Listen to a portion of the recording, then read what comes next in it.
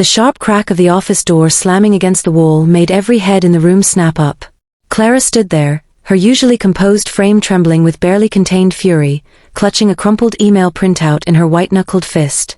The fluorescent lights above seemed to hum louder than usual, amplifying the deafening silence that had fallen over the conference room. Every pair of eyes was fixed on her, some curious, others uncomfortable, and a few distinctly guilty. Is this some kind of sick joke? Her voice cut through the tension like shattered glass, each word precise and deadly. You're firing me? After everything I've done for this company. She took 2 deliberate steps forward, her expensive heels clicking against the polished floor with enough force to make the junior staff members flinch. At the head of the table, Richard Matheson remained infuriatingly calm, his perfectly tailored suit and meticulously styled silver hair radiating the confidence of someone who'd played this game before. He gestured toward the chair across from him, but Clara wasn't about to sit. Not now. Not when she could feel the weight of betrayal pressing down on her chest like a physical force. The decision is final, Richard said smoothly, his voice carrying that practiced tone of corporate detachment. We've discussed this at length, and unfortunately, your position is no longer necessary. His words hung in the air, each one landing like a carefully aimed blow. However, we are extremely grateful for your contributions during your tenure here. Clara's laugh was bitter and hollow, echoing off the glass walls of the conference room. My contributions? You mean the marketing strategy that you just presented to the board as your own brilliant idea? The one I spent 3 months developing, working late nights and weekends while you were out playing golf with investors? That contribution. A subtle shift passed over Richard's face, just a flicker of something unreadable before his professional mask slipped back into place. It was enough. That split-second reaction confirmed everything Clara had suspected since she'd first seen the presentation slides bearing his name instead of hers. The evidence in her hands, the email chain where she'd originally pitched the concept to him, suddenly felt like it was burning against her palm. She scanned the faces around the table, Sarah from accounting, who quickly dropped her gaze, Michael from IT, who was studiously examining his phone, and worst of all Emma, her supposed best friend and confidant in the department, who sat frozen with an expression that spoke volumes about how deep this betrayal ran. They all knew. They'd all been complicit in this charade. Richard cleared his throat, reaching for a folder in front of him.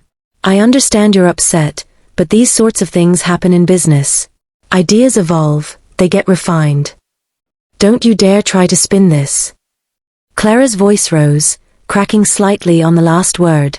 She slammed the printed emails onto the table between them, watching with grim satisfaction as Richard's fingers twitched involuntarily. These are time-stamped records showing every single detail of my original proposal.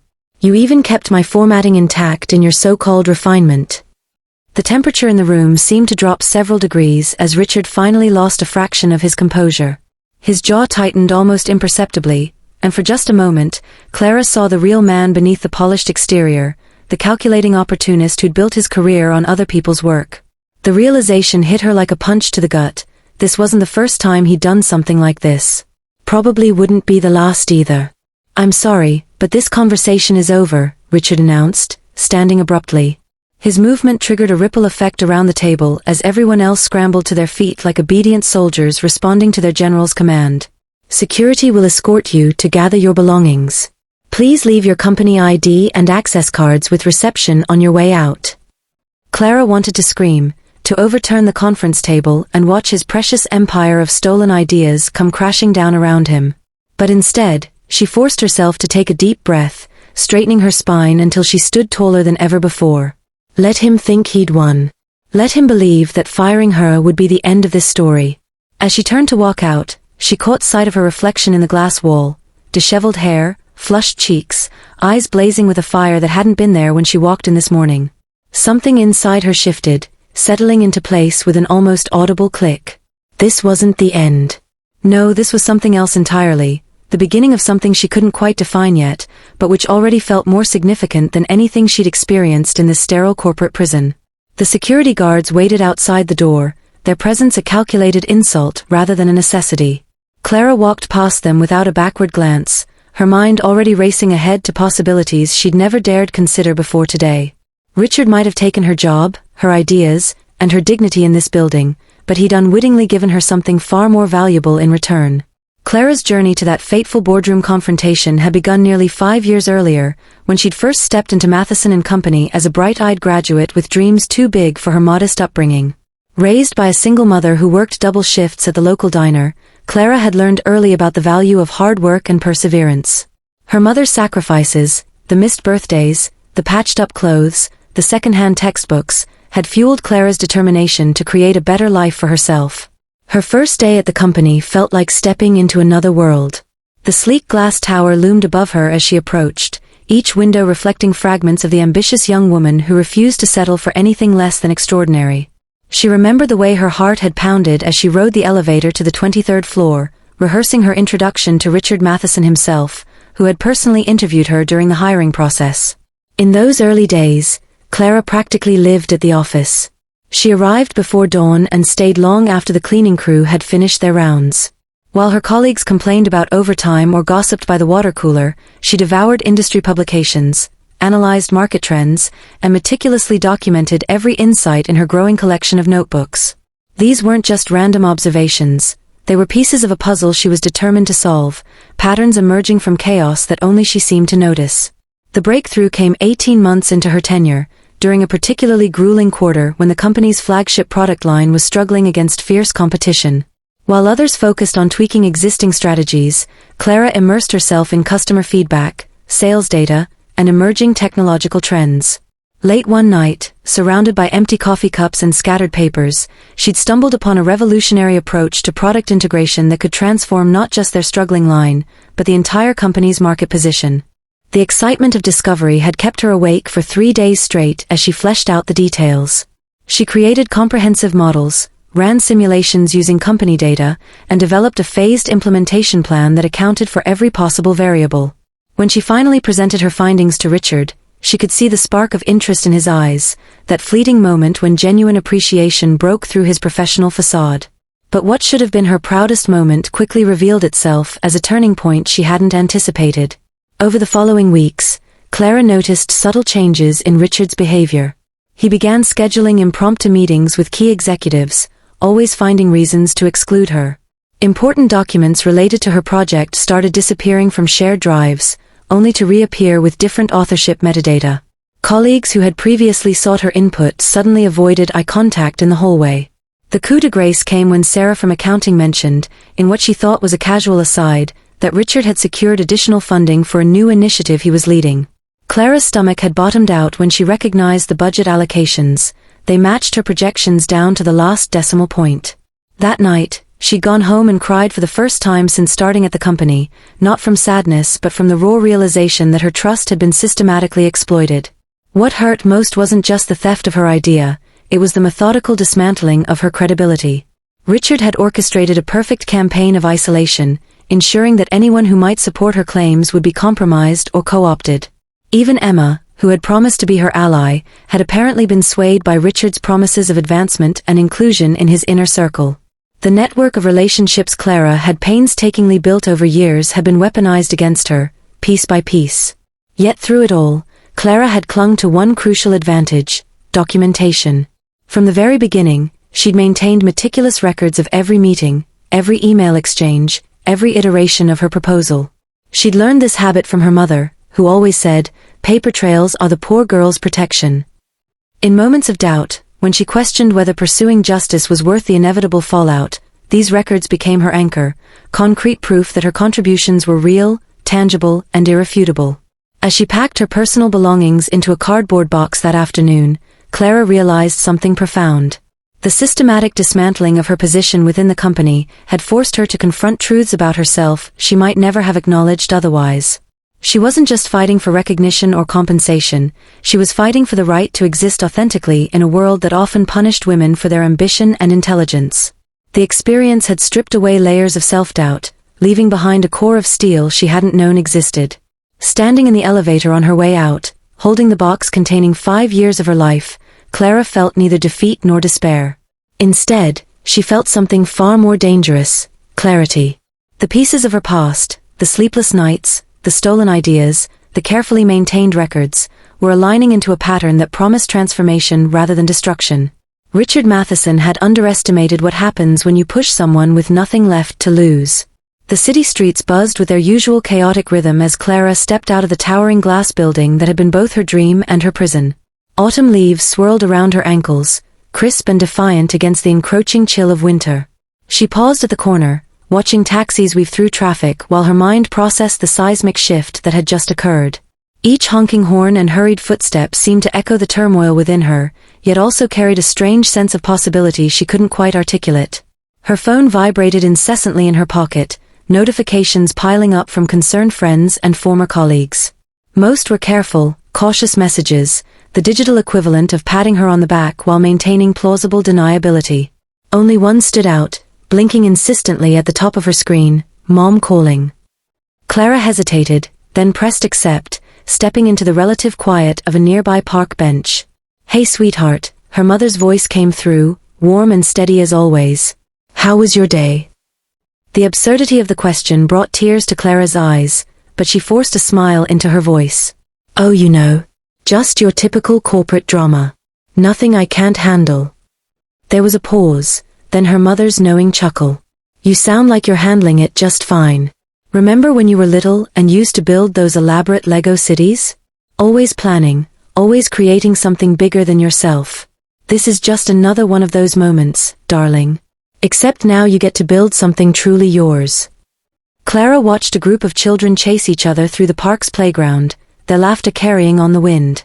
The image sparked something within her, a memory of those endless afternoons spent constructing imaginary worlds, where rules were flexible and creativity knew no bounds. "What if I fail, Mom?"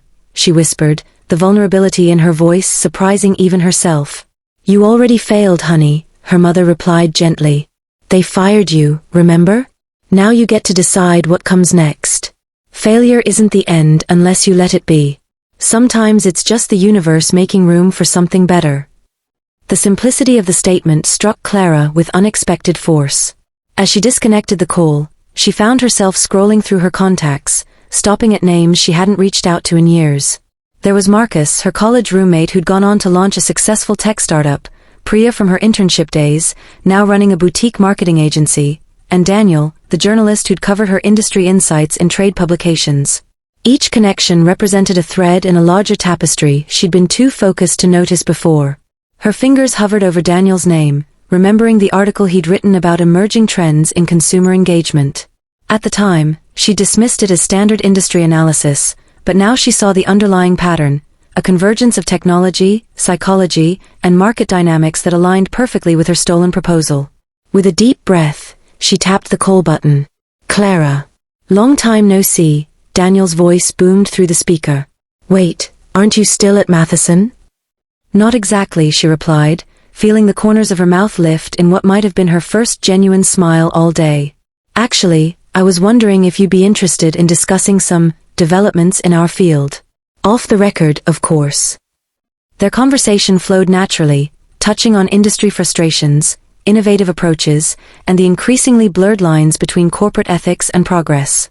Daniel's enthusiasm was contagious, his questions probing deeper than any interview she'd endured under Richard's watchful eye. By the time they ended the call, Clara's notebook was filled with new ideas, connections she hadn't considered before, and a tentative agreement to meet for coffee later in the week.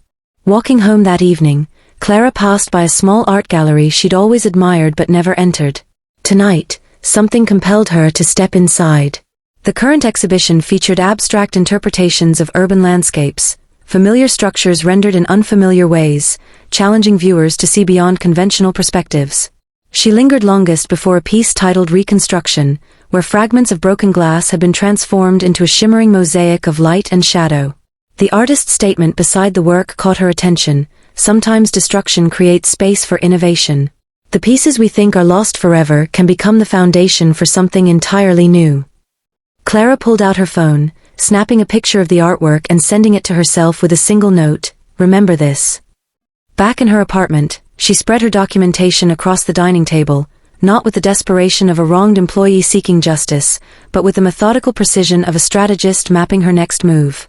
Each email, each proposal draft, each meeting minute told a story beyond the simple narrative of theft and betrayal. They revealed patterns in market behavior, gaps in industry standards, and opportunities that even Richard, in his arrogance, had failed to fully comprehend. As midnight approached, Clara opened a fresh document on her laptop. Instead of drafting another complaint or resignation letter, she began outlining something entirely different, a manifesto of sorts, detailing not just what had been stolen from her, but what could be built from the ruins. The words flowed effortlessly, fueled by years of pent-up creativity and frustration. She worked through the night, pausing only to sip cold coffee and occasionally glance at the city lights beyond her window. By dawn, the document had transformed into something remarkable, a comprehensive framework for a new approach to integrated marketing that addressed not just the technical aspects Richard had appropriated, but the human elements he'd overlooked. Where he saw profit margins, she saw community building. Where he identified target demographics, she envisioned genuine connections. The stolen idea had mutated into something far more powerful, a vision for change that no corporate hierarchy could contain. Her phone buzzed again, this time with a message from Marcus. Still up for that Founders Breakfast Club tomorrow? We've got someone interesting joining us, ex-Matheson exec. Might be useful to hear her perspective.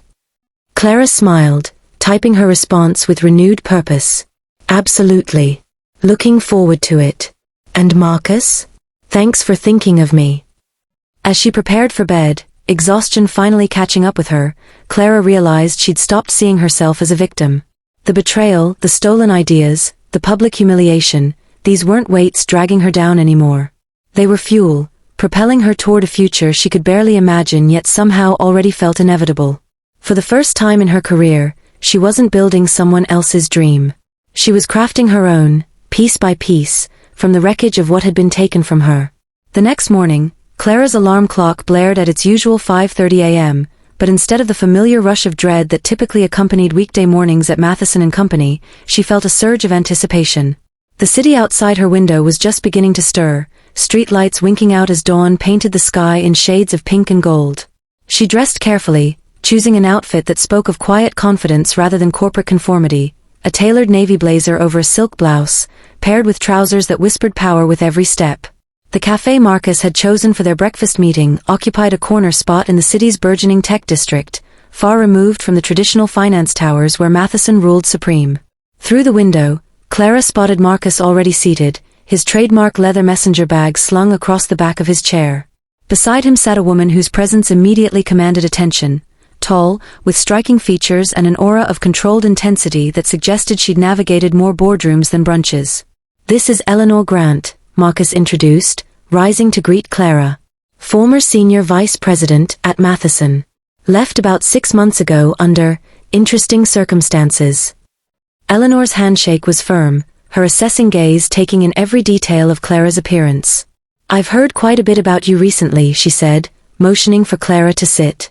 "Your departure caused quite a stir in certain circles." Clara raised an eyebrow, accepting a menu from the waiter. "I hadn't realized my termination was noteworthy enough to merit industry gossip."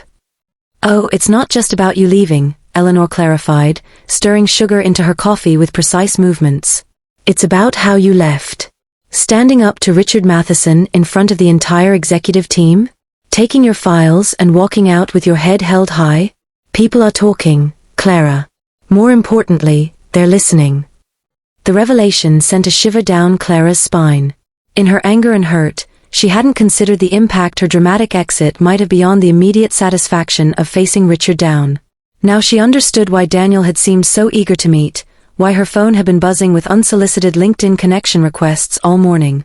Marcus leaned forward, lowering his voice conspiratorially. "Here's the thing, Clara. We've been watching Matheson operate for years. Eleanor's seen his tactics firsthand, and I've heard enough stories from various sources to recognize a pattern. He doesn't just steal ideas, he destroys careers, manipulates networks, and maintains control through fear. What you did yesterday, that was unprecedented." Eleanor nodded, producing a tablet from her briefcase.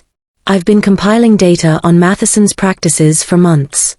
Discreet inquiries, anonymous tips, patterns of personnel changes, it's all here. But what we lacked was a catalyst, someone willing to stand up and say enough. Your documentation could be exactly what we need to expose not just individual incidents, but an entire system of exploitation." The implications of their words settled over Clara like a heavy cloak. This wasn't just about reclaiming her stolen idea anymore, it was about dismantling the machinery that had allowed such theft to occur in the first place. The thought was both exhilarating and terrifying, opening doors to possibilities she hadn't dared consider. But exposure isn't enough, Eleanor continued, her voice dropping further. We need to build something better. Something that proves ethical business practices can be profitable, that innovation thrives in environments of trust rather than fear. That's where your proposal comes in, not just as evidence, but as a blueprint for change. Clara reached into her bag, pulling out a slim portfolio containing her revised framework. I've been thinking about this all night. The original concept was solid, but it was limited by Matheson's traditional mindset. Without those constraints. She trailed off, spreading the documents across the table. What if we could create a platform that didn't just implement these ideas, but actively encouraged their evolution? A collaborative space where contributors retain ownership and receive proper recognition. Marcus whistled softly, scanning the documents. This is bigger than Matheson. Bigger than any one company. Do you realize what this could mean for the entire industry? The waitress arrived with their breakfast orders, but none of them touched their food. Eleanor was already sketching organizational charts on napkins, while Marcus furiously typed notes into his phone. Clara watched them, feeling the first stirrings of something she hadn't experienced in years, genuine excitement about her work, untempered by corporate politics or fear of appropriation.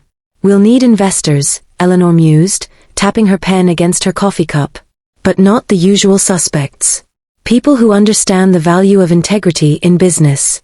I've got a few contacts in Silicon Valley who've been looking for exactly this kind of opportunity. And media coverage, Marcus added. Not the usual tech press releases, but strategic placements that highlight the systemic issues. Daniel's piece could be just the beginning. Clara felt a smile tugging at her lips as she absorbed their enthusiasm. There's just one problem, she said, her voice tinged with amusement. I've never started a company before. Eleanor and Marcus exchanged knowing looks before bursting into laughter. Neither had half the people running successful startups right now, Marcus chuckled. Besides, you've got something better than experience. You've got conviction. And in this business, that's worth more than any MBA. As they continued brainstorming, Clara's phone vibrated again. This time, it was a notification from LinkedIn, 12 new connection requests. Among them was a message from Priya, her former intern supervisor, heard about your situation. We should talk about potential partnerships. Another from a venture capitalist she'd met at a conference last year, would love to discuss your recent developments over lunch. Each message added another brick to the foundation of something new and exciting. The stolen idea, once a source of pain and frustration, had transformed into a cornerstone for change. Richard Matheson had played his hand perfectly. He'd eliminated the threat within his organization, protected his empire, and maintained control over his domain. Only he hadn't counted on one crucial factor: sometimes destruction creates space for innovation. And in trying to extinguish Clara's light, he'd inadvertently illuminated a path she might never have discovered on her own. 6 months later, Clara stood on a stage bathed in warm golden light, the hum of anticipation rippling through the crowded auditorium. The room was filled with people, journalists, investors, industry leaders, and even some former colleagues from Matheson and Company, all gathered to witness the launch of Nexra, her revolutionary marketing platform. It wasn't just a product, it was a movement, a bold declaration that innovation could thrive in an environment built on trust, transparency, and shared ownership. Behind her, a massive screen displayed the Nexra logo, a mosaic of interconnected shards, inspired by the art piece she'd seen on that fateful night after leaving Matheson. Below it, the tagline read, "Asterisk where ideas belong." Asterisk. Clara took a deep breath, her heart steady despite the enormity of the moment. She glanced at the front row, where her mother sat beaming, tears glistening in her eyes. Beside her were Marcus, Eleanor, and Daniel, their faces glowing with pride. Even Priya, now one of Nexra's earliest partners, gave her a thumbs up from the second row. "Good evening," Clara began, her voice strong and clear, carrying effortlessly over the hushed crowd. 6 months ago, I walked out of a building I thought defined me. I left behind not just a job, but years of hard work, ideas stolen, and dreams deferred. But as I stepped into the unknown, something unexpected happened. I found my true purpose. She paused, letting the weight of her words settle. Cameras flashed, capturing every nuance of her expression. Nexra isn't just about fixing what went wrong for me.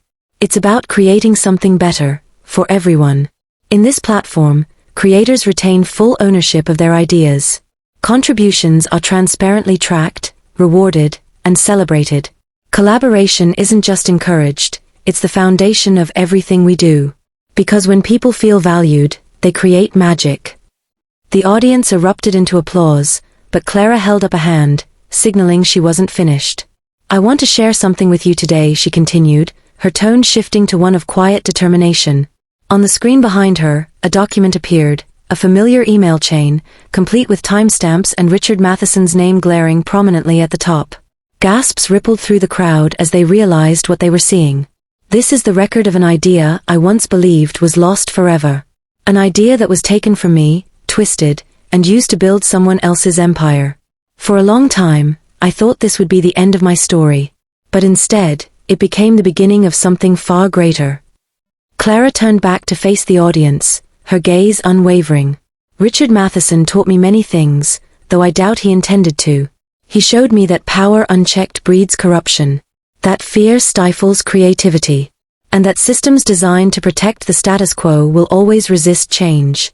But most importantly, he reminded me of something I already knew deep down: greatness doesn't come from playing it safe.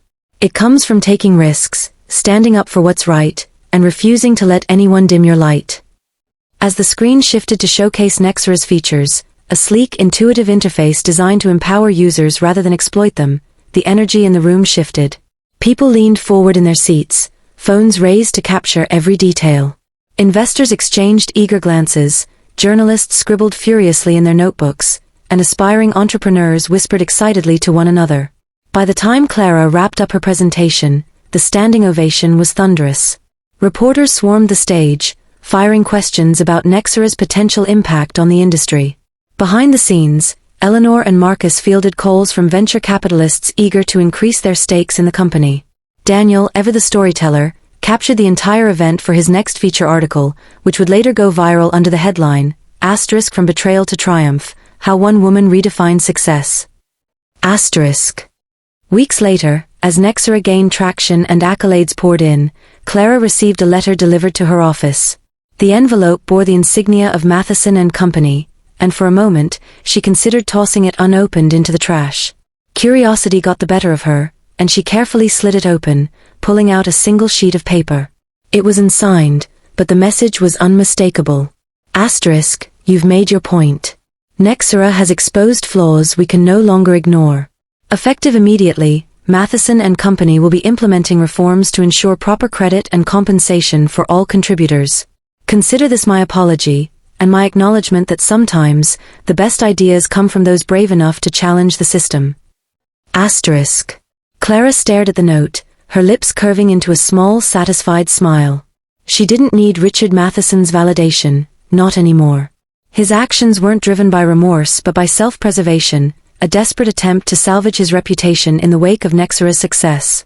And yet, his concession proved something far more important: change was possible.